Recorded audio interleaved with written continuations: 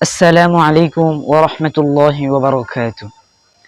সম্মানিত দর্শক শ্রোতা বন্ধুরা, আশা করি আল্লাহর রহমতে আপনারা সকলেই অনেক অনেক ভালো আছেন। আলহামদুলিল্লাহ, আপনাদের দোয়া এবং আল্লাহর রহমতে আমিও অনেক অনেক ভালো আছি।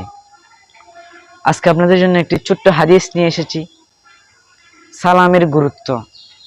সালাম সম্পর্কে রাসূলুল্লাহ সাল্লাল্লাহু আলাইহি ওয়াসাল্লামের অসংখ্য হাদিসের মধ্য থেকে একটি হাদিস নিয়ে এসেছি।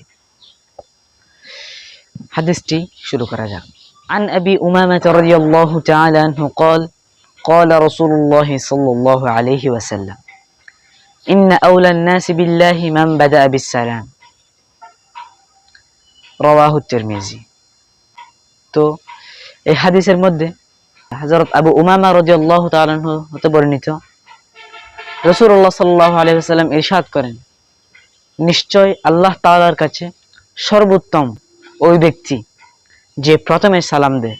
ইন্না আউলান নাসি বিল্লাহি, আল্লাহর নিকট সবচেয়ে প্রিয় ব্যক্তি, ওই ব্যক্তি, সবচেয়ে সর্বোত্তম ব্যক্তি ওই ব্যক্তি, মান বাদা বিস সালাম, যে শুরুতেই সালাম দেয়, যে প্রথমে সালাম দেয়।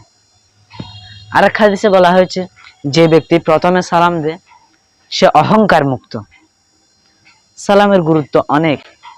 আমরা মুসলমান ভাই বন্ধু যখন একে অপরের সাথে দেখা হবে, আমাদের সর্বপ্রথম কাজ হচ্ছে সালাম দেওয়া। এই হাদিসটি হযরত আবু উমামা রাদিয়াল্লাহু তাআলা আনহু বর্ণনা করেছেন। হাদিসটি অনেক গুরুত্বপূর্ণ। আমরা মুসলমান ভাই বন্ধু যখন দেখা হবে, আমাদের সর্বপ্রথম চেষ্টা করতে হবে সালাম দেওয়া। আর এক হাদিসে রাসূলুল্লাহ সাল্লাল্লাহু আলাইহি ওয়াসাল্লাম বর্ণনা করেছেন, عن جابر رضي الله تعالى عنه قال قال رسول الله صلى الله عليه وسلم السلام قبل الكلام। হযরত জাবির রাদিয়াল্লাহু তাআলা আনহু হতে বর্ণিত, রাসূলুল্লাহ সাল্লাল্লাহু আলাইহি ওয়াসাল্লাম ইরশাদ করেন, কথাবার্তা শুরুর পূর্বেই, আলাপ আলোচনা শুরুর পূর্বেই সালাম দিতে হবে। আমরা সালাম কখন দিব? কথাবার্তা শুরুর পূর্বেই।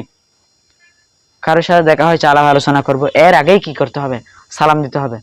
রাসূলুল্লাহ সাল্লাল্লাহু আলাইহি ওয়াসাল্লাম এটা ইরশাদ করেছেন।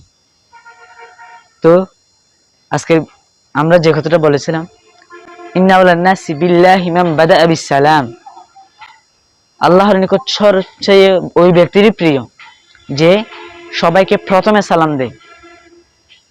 যে প্রথমে সালাম দেয় সে অহংকার মুক্ত।